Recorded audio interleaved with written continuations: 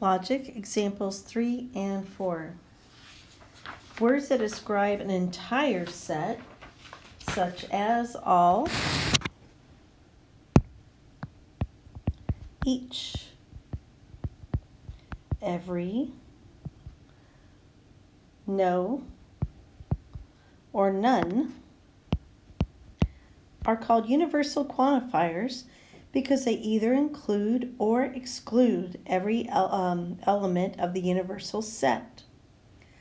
On the other hand, words or phrases such as some, there exists, and at least one are called existential quantifiers because they describe the existence of something but do not include the entire universal set. Here are a few examples of quantified statements. No Cubs fan is also a Cardinals fan. Some dogs have fleas. Everyone needs water to survive. We'll go out to eat at least once this week. Okay, so that's going to come into play when we do some negations of some statements. Speaking of which, the negation of a statement is a corresponding statement with the opposite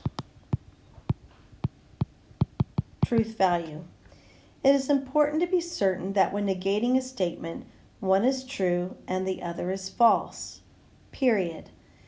There cannot be any instance in which both could be true or both could be false. For example, the negation of my car is gray is my car is not gray.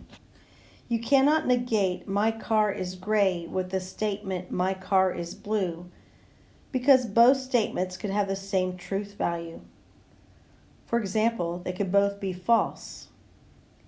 Typically, a negation is formed by using the word not.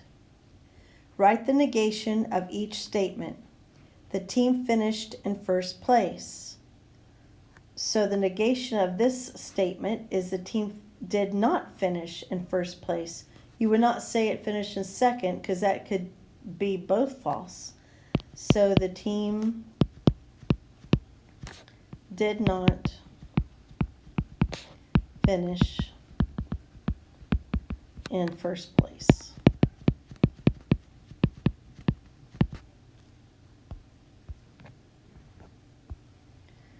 Okay, let's look at B. I ate a sandwich for lunch. I did not eat a sandwich for lunch.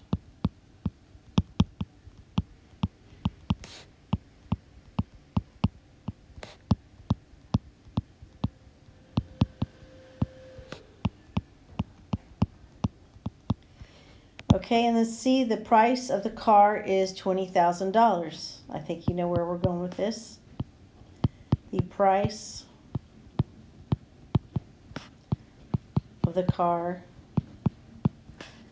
was not